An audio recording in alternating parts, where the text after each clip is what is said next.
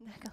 Donc bonjour à tous, merci d'être là, merci à toute l'équipe aussi des organisateurs, donc c'est un vrai plaisir d'être là aujourd'hui. Alors pour ceux qui étaient déjà à la toute première intervention, on va revenir en Éthiopie une nouvelle fois, mais cette fois-ci dans un endroit très différent, puisque nous étions tout à l'heure dans les basses terres et que cette fois-ci nous serons donc dans les hauts plateaux, et puis sur un sujet très différent, puisque moi ce qui m'intéresse et ce dont je vais vous parler aujourd'hui, c'est la place du chant dans le vécu au quotidien des conflits, dans une zone rurale du nord de l'Éthiopie. Alors, moi je suis ethnomusicologue, ce qui veut dire que je m'intéresse à la musique, mais dans l'intérêt que j'ai pour la musique, ce n'est pas simplement comme les musicologues par exemple, sur les qualités formelles d'une musique, comment elle sonne, les rythmes, les hauteurs, etc. Bon, bien sûr, ce sont des choses qui m'intéressent, mais ce qui m'intéresse aussi, et peut-être avant tout, c'est des questionnements de type anthropologique sur la musique. Qu'est-ce que c'est que le fait musical en général, et quels sont les enjeux de ce fait musical et de la pratique musicale dans une société donnée. Et les ethnomusicologues considèrent que ce type d'interrogations sont menées à bien le mieux possible par la méthode ethnographique et donc par une étude en profondeur et sur la longue durée d'une société particulière. Et c'est donc dans cette perspective-là que je me rends depuis une quinzaine d'années maintenant en Éthiopie, dans une région donc rurale du nord de l'Éthiopie, dans la zone qu'on dit Amara, pour y étudier la musique. Et dans une société où les gens qui résident sont des paysans qui pratiquent une agriculture mixte, donc fondée sur la culture des champs et sur l'élevage, qui a aussi une place importante dans leur économie. Donc, ce qui est intéressant dans cette région-là, c'est que quand on y arrive, quand on s'installe comme ça dans un village, ou plutôt je dirais dans un hameau, car comme vous le voyez sur la photo, l'habitat est extrêmement dispersé, hein, ce qui a des conséquences déjà pour l'accès à ces villages-là, et puis aussi pour leur propre vie sociale, hein, puisqu'on vit souvent assez loin les uns des autres, on est séparés par des versants de collines, par des ravins, ce qui est donc intéressant quand on arrive sur place, c'est que très rapidement, on va se rendre compte de la prégnance des conflits et de la violence.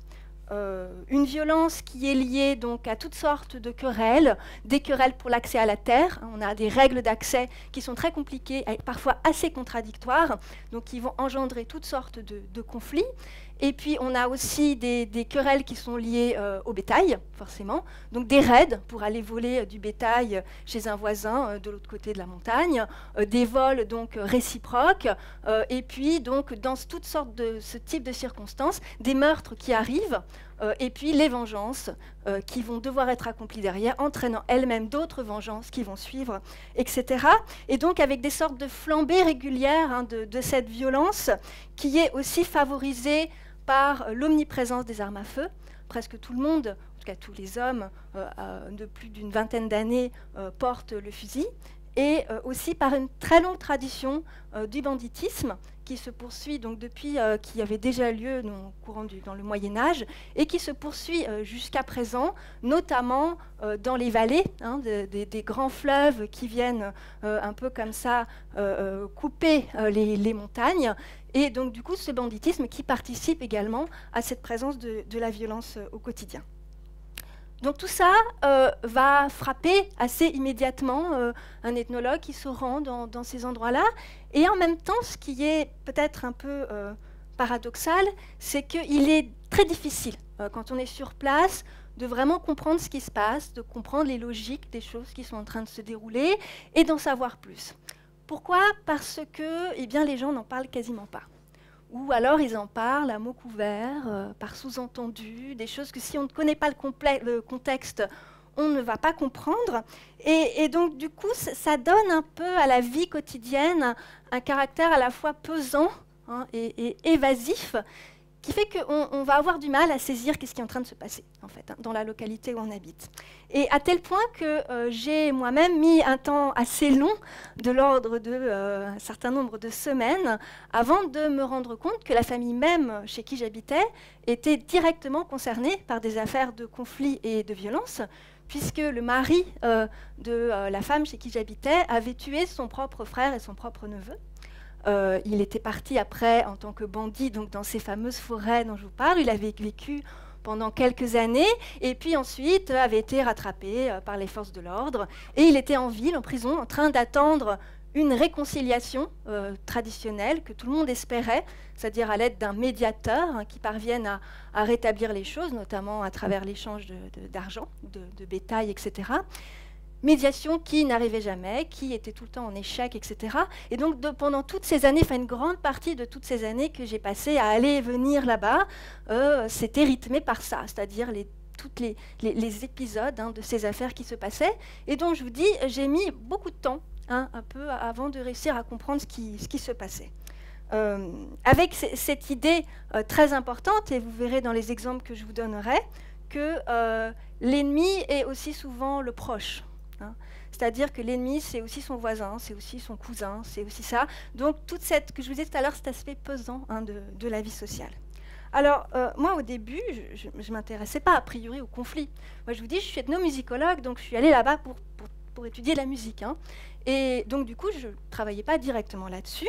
Et ce qui m'intriguait, moi, c'était le chant, la pratique du chant, notamment parce que donc on chante beaucoup là-bas, et surtout on chante beaucoup dans la solitude. C'est-à-dire, je vous l'ai dit, l'habitat est dispersé, donc on a pas mal de moments de solitude dans la journée, que ce soit les hommes et les femmes, les hommes en particulier, parce qu'ils vont garder le bétail dans la forêt, là où il y a les bandits, en bordure de la forêt, etc., parfois pendant plusieurs semaines d'affilée, donc on passe beaucoup de temps tout seul. Et dès que les gens sont seuls, ils se mettent à chanter, de façon systématique. Et quand ils chantent, ils pleurent, ils ont des moments d'un peu d'excès d'irritation, des choses comme ça. Et moi, ça m'intriguait beaucoup. Et je me disais, mais pourquoi ils chantent toujours, quoi? Enfin, moi, j'aime beaucoup la musique, bien sûr, mais je me disais, il y a quand même quelque chose qui se passe là-dedans. Et au bout de quelques temps, c'est là que j'ai commencé à comprendre que la matière même de la musique avait à voir avec les conflits qui étaient en train de se passer. Et le premier indice, évidemment, de ça, c'était que, alors les gens chantaient, ils ne voulaient pas que je raconte aux autres qu'est-ce qu'ils avaient chanté. Par contre, tout le monde voulait toujours que je leur raconte qu'est-ce que les autres avaient chanté. Donc je rentrais à la maison le soir et on me disait « Ah, le voisin, qu'a-t-il chanté ?» etc. Donc j'ai très vite compris qu'il y avait une sorte de discrétion à avoir par rapport à tout ça.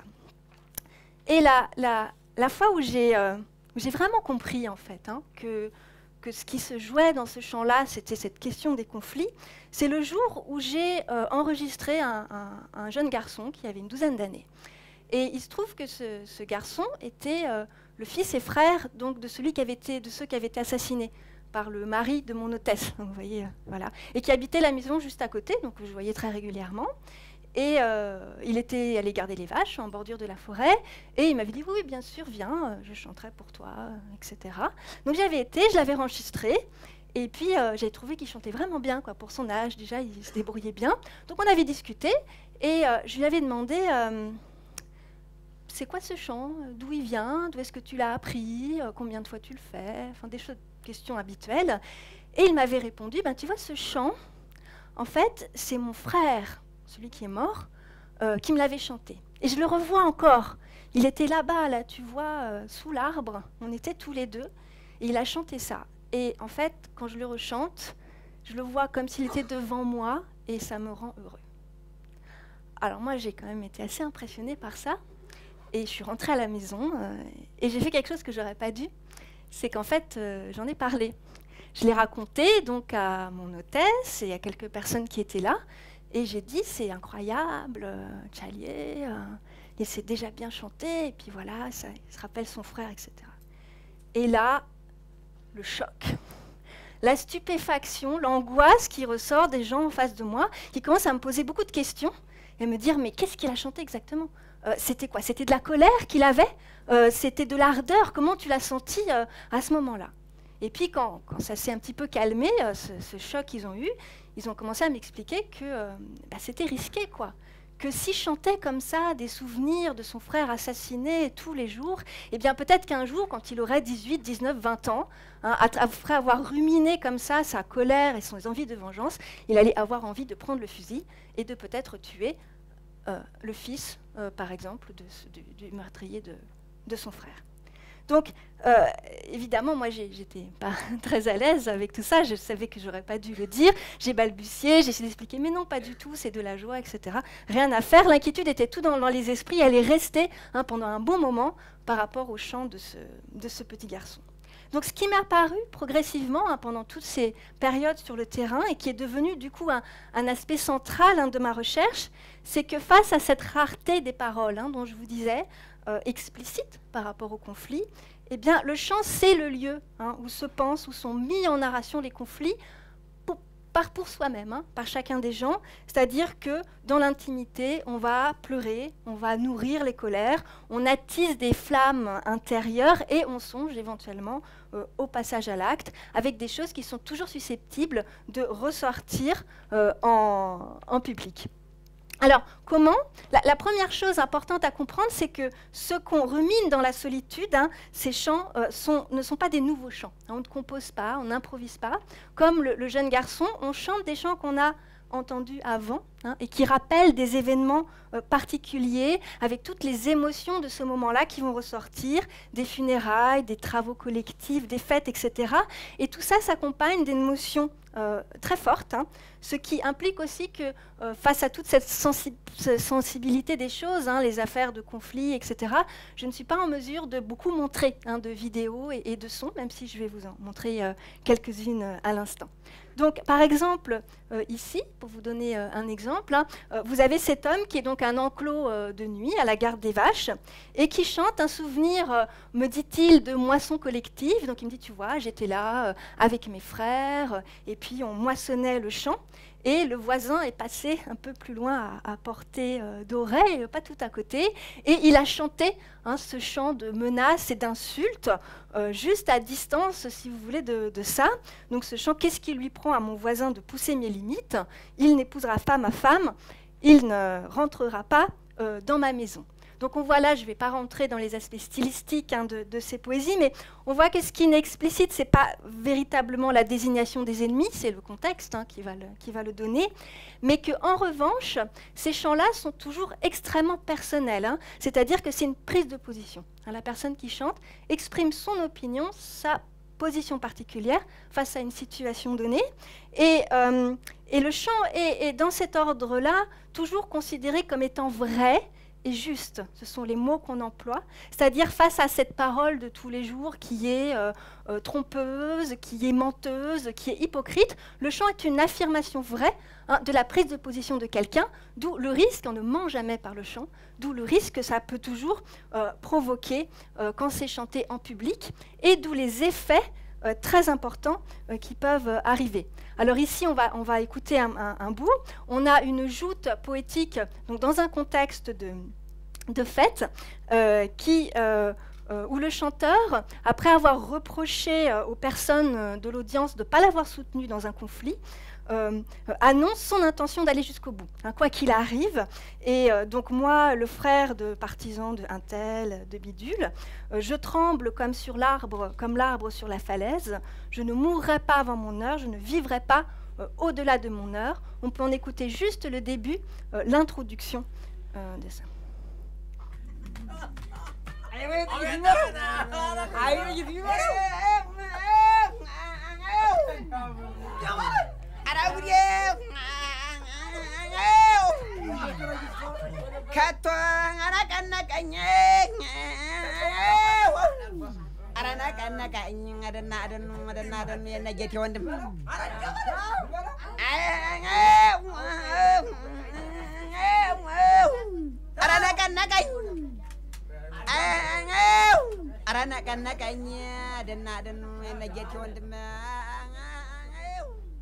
Voilà, donc vous avez entendu toutes les interjections de l'assistance qui sont là.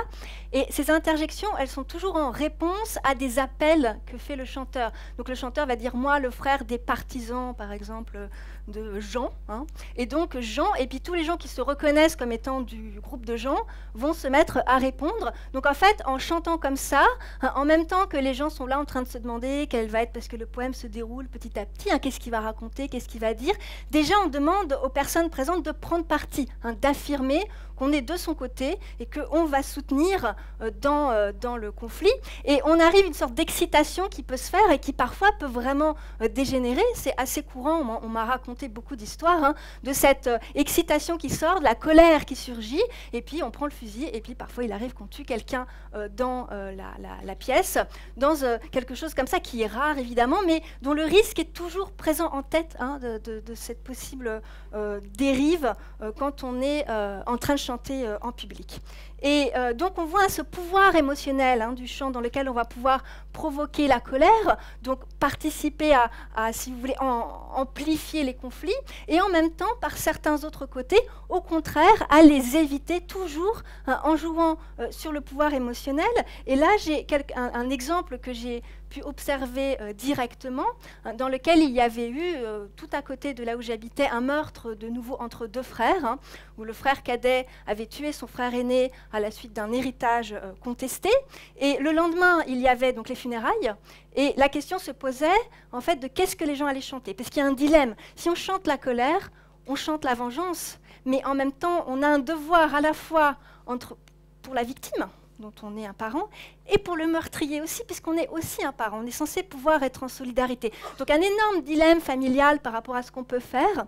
Et du coup, la solution qui avait été faite, c'est qu'il y avait eu un groupe de femmes qui avaient quelque part monopolisé le chant, en chantant un autre type de chant, cette fois-ci associé aux pleurs. Vous allez l'entendre avec une technique vocale très particulière, de pleurs stylisés, et qui avait, si vous voulez, quelque part esquivé la colère pour ne parler que de douleur, avec le poème que vous voyez là, qui est vraiment dans l'idée d'un destin de la famille, de mourir jeune, pas du tout dans l'idée d'un meurtre.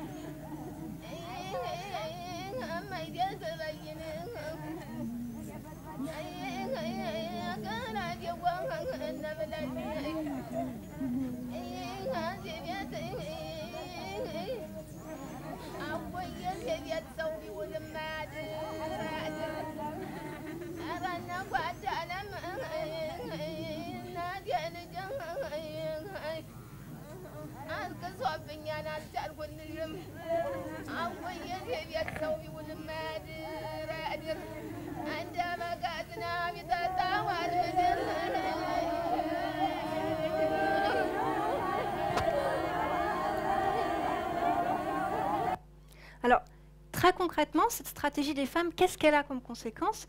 Elle est comme conséquence qu'on prive, en fait, dans cet événement, toutes les personnes qui rechanteront dans la solitude la possibilité de chanter la colère. Pourquoi? Parce que la seule chose qu'il y a qui soit attachée comme type de parole vraie et émotionnelle à l'événement est la douleur, en fait. Ce qui veut dire que la réconciliation, et j'ai pu le voir, la réconciliation dans le cas de cette famille s'est passée relativement de façon aisée avec une réintégration du meurtrier au bout, tandis que la famille avec laquelle j'habitais n'a pas du tout eu ça, et la réconciliation échoue à chaque fois parce qu'il y a des chants de colère qui circulent en permanence au sein des différents individus. Donc on voit qu'on a ce sorte de va-et-vient entre public et intime, qui est une façon très culturelle de nourrir les conflits et la violence, de les sédimenter et de les inclure dans une narration qui est personnelle, qui est fluctuante et qui parfois est même contradictoire au sein d'une même personne, avec une colère qui s'ancre dans les événements passés, mais qui se projette toujours vers le futur, vers qu'est-ce qu'on va faire, quelles décisions on va devoir prendre et comment vont évoluer toutes ces relations qu'on a les uns avec les autres. Et tout cela se tisse, et je terminerai là-dessus, tout au long des années, comme ici cette femme dont le frère avait été assassiné un jour à l'enclos aux vaches, et qui chante des années après, continue à chanter sa colère, car personne n'a accompli la vengeance. Et donc du coup, elle continue dans la solitude à pleurer et à manifester sa colère, tout en par ailleurs essayant de convaincre, toujours avec des sous-entendus, un neveu en particulier récalcitrant de pouvoir accomplir cette vengeance qu'il n'a pas très envie de faire, parce que ça implique évidemment après de partir en banditisme, etc. C'est une position radicale dans sa vie que d'aller faire la vengeance. Donc on voit, pour conclure, que dans ces affaires de conflit, la musique est véritablement partie prenante. On voit que contrairement à l'idée reçue qu'on peut avoir, elle n'adoucit pas particulièrement les mœurs. Elle n'est pas détachée, si vous voulez, de ce qu'il y a de plus concret, voire de plus brutal dans la vie des gens. Donc elle n'est pas, si vous voulez, une musique spectacle, détachée uniquement avec des préoccupations esthétiques, comme on peut parfois avoir, si vous voulez, la considération, même si évidemment les qualités esthétiques d'un chant vont rentrer en considération. Donc on voit bien ici que cet exemple est un bon cas, si vous voulez, du besoin de se décentrer, et qui est au cœur de le projet de l'ethnomusicologie, c'est de décentrer par rapport à nos propres conceptions de la musique, à ce qu'on suppose de son universalité, et d'aller voir dans les faits ce qu'elle représente, ce que sont les émotions qui lui sont associées, ce qu'est la communication musicale dans tel et tel contexte, et ce qui se passe entre le musicien et son public, voire l'absence de public. Merci beaucoup. Je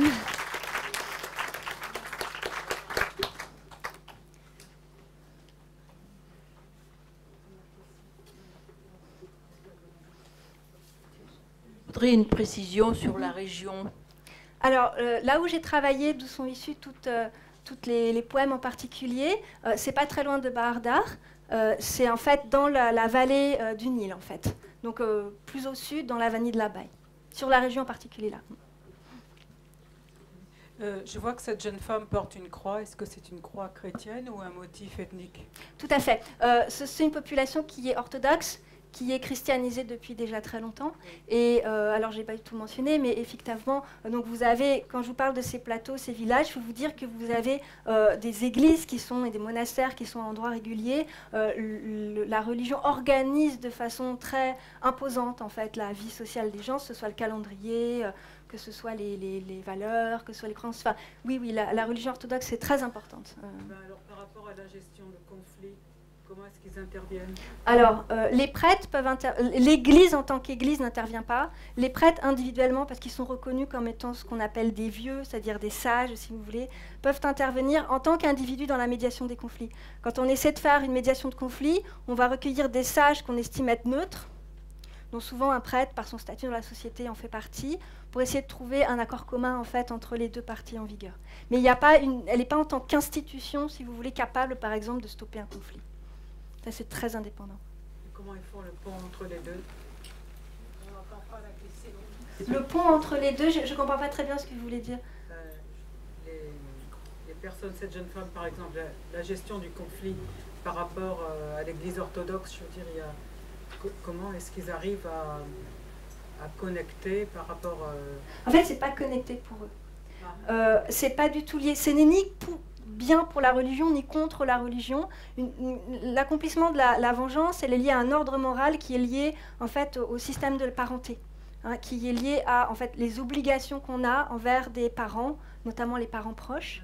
Et c'est ça qui forme la légitimité. Il y a toute une question autour de comment on construit la légitimité de passer à l'acte ou pas. Parce qu'il y a des meurtres qui sont considérés comme pas légitimes et d'autres qui sont considérés comme légitimes. Et donc, il y a beaucoup de ça qui se joue. Et je dirais que la religion n'entre absolument pas en considération là-dedans. Bonjour. Par rapport au chant personnel, Oui. Étant donné qu'ils sont chantés en solitude et extrêmement chargés émotionnellement, je vous demandais comment vous avez fait pour mettre vos interlocuteurs dans un cadre de confiance au point où ils étaient d'accord que vous les enregistriez et que vous les accompagniez dans votre solitude. Alors là, c'est la question, effectivement. Alors, effectivement, les gens chantent quand ils sont tout seuls, et ça, je m'en suis rendu compte relativement vite. Alors, je m'en suis rendu compte au début, pourquoi? C'est que les premières fois où je suis allée, je parlais très mal, donc je n'étais pas capable de tenir une conversation. Et du coup, quand j'allais, par exemple, avec les hommes garder les vaches, parce que je savais qu'ils faisaient de la musique, au bout d'un moment, toute la journée, ils s'ennuient, et me voilà, j'ai rien à dire, je ne sais pas parler, voilà. Et donc, du coup, ils chantaient pour eux-mêmes. Et il s'était passé quelque chose où, quelque part, voilà, ils acceptaient que j'enregistre. Alors, au début, je ne comprenais pas très bien pourquoi ils acceptaient, vous voyez. Et puis après, ce que j'ai vite compris, notamment avec les femmes, c'est qu'en fait, on peut chanter, si vous voulez, en considérant qu'on est tout seul, quand en réalité, il y a quelqu'un à côté. Mais ce n'est pas n'importe qui. Généralement, il faut que ce soit quelqu'un du même sexe et quelqu'un de plus jeune que soi. Donc en fait, si par exemple, un homme peut chanter et se considérer comme étant tout seul, si c'est son fils ou son neveu qui est là, voilà, quelqu'un de proche, une femme si c'est sa fille ou sa petite sœur, voyez. Et en fait, quand j'ai compris ça, c'est en essayant de m'insérer dans ce type de relation créée avec les gens que c'est devenu possible. Donc souvent, en fait, il y avait une sorte d'accord tacite, enfin pas forcément même tacite, mais dans lequel je faisais comme si j'écoutais pas trop, comme les jeunes en fait. J'écoute, mais en faisant comme si j'écoute pas, donc je faisais quand même signe que je mettais l'enregistreur. J'ai un peu filémé dans la solitude, pas beaucoup, c'est compliqué parce que tout d'un coup, vous voyez, vous avez ça en face. Et puis en fait, après, j'attendais, et souvent les gens me demandaient de réécouter. 1 heure, 2 heures après. Et quand on réécoutait, c'est là qu'on avait vraiment la possibilité de discuter. Donc ça s'est fait comme ça, mais c'est vraiment, méthodologiquement aussi, c'est très complexe en fait, cette affaire-là. Vous avez raison, c'est quelque chose, j'ai pas développé, mais j'ai beaucoup travaillé sur cet aspect-là.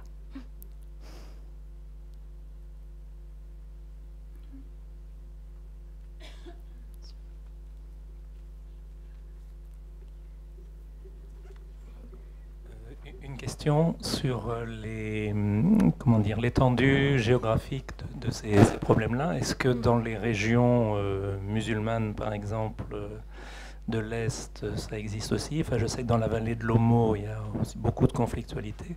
Mais là, je pense, enfin, c'était pour le vol je crois, des femmes et des animaux, je crois. Alors, mais est-ce qu'on retrouve ça aussi un peu partout? J'ai pas pensé à mettre une carte et j'en suis désolée, j'aurais dû. En réalité, la zone où je suis certaine que ce genre de choses sont véritablement... Parce que moi, j'ai donc travaillé dans cet endroit-là pour ma thèse, donc je vous disais la vallée du Nil Bleu dans la région Amara. J'ai ensuite fait d'autres terrains à d'autres endroits où j'ai retrouvé les choses de façon plus ou moins marquée. En fait, plus on a des endroits avec de la forêt et historiquement des bandits, et plus c'est marqué cette affaire-là. Mais on le retrouve essentiellement dans les hauts plateaux chrétiens, justement, du Nord, ça j'en suis certain, et en tout cas dans toutes les anciennes zones frontalières entre les anciennes provinces, en fait, puisqu'il y avait des formes de qui pouvaient arrêter les gens, il suffisait qu'ils traversent la frontière, passent de l'autre côté de la montagne, etc. Il y a de la conflictualité absolument partout en Éthiopie. Elle peut avoir des formes très différentes et je ne m'aventurerai pas sur le rôle du chant, puisque je ne le connais pas dans ces différentes, les autres endroits. Là, je parle vraiment de cette région Amara que je connais bien. Voilà. Bonjour. Alors moi, j'aurais 2 questions en fait. Pardon. La première, c'est, je ne sais pas si j'ai bien compris, mais au début, vous disiez le petit garçon qui chantait pour son frère, il ne recréait pas un chant, il chante quelque chose qu'il a déjà entendu. Et pourtant, là, on voit que les paroles sont quand même assez ciblées. Donc, il crée des chants, enfin, il crée quand même les paroles ou... Alors, non. Alors, je comprends très bien votre question.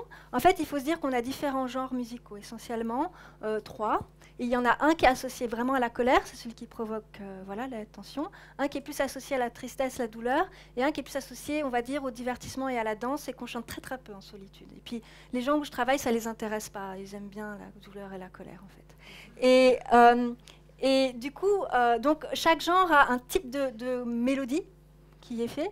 Et on va créer des poèmes. Alors, en situation de sociabilité, un mariage, une fête religieuse, voilà, tout ça, on est censé créer de nouveaux poèmes, puisque les poèmes sont censés être adaptés à la situation. Donc là, ils sont plus ou moins improvisés, plus ou moins composés à l'avance. Voilà, mais en tout cas, ils sont nouveaux et les gens attendent des choses nouvelles. Par contre, quand on est tout seul, on ne crée jamais de nouveaux poèmes. Et en fait, c'est précisément le fait qu'on va chanter quelque chose, un poème qui a été chanté avant. Parfois, c'est 20 ans avant, vous voyez, 20 ans, 10 ans ou 2 semaines avant. On rechante le même. Et en fait, c'est comme si les paroles elles-mêmes ramenaient à l'événement, vous voyez. Tandis que le genre et la mélodie recréent l'atmosphère émotionnelle du truc. Parce qu'en réalité, c'est pas tout à fait pareil ce qu'ils chantent. Mais ils estiment, eux, ils disent, par exemple, je peux l'entendre dans ma tête. Par exemple, ça, c'est mon père a chanté ça lors des funérailles de mon oncle. Et quand je le chante, j'entends la voix de mon père dans ma tête pendant que je le chante, quoi. Il y a vraiment cette idée de souvenir. Voilà. Merci. Et j'ai une deuxième question aussi, parce qu'elle essaie de pousser son neveu, du coup, à accomplir la vengeance. Mais qu'est-ce qui se passe si c'est elle qui accomplit la vengeance?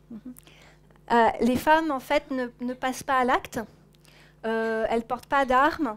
Elles ne sont pas du tout censées passer à l'acte. J'ai jamais entendu d'affaires dans lesquelles c'était arrivé.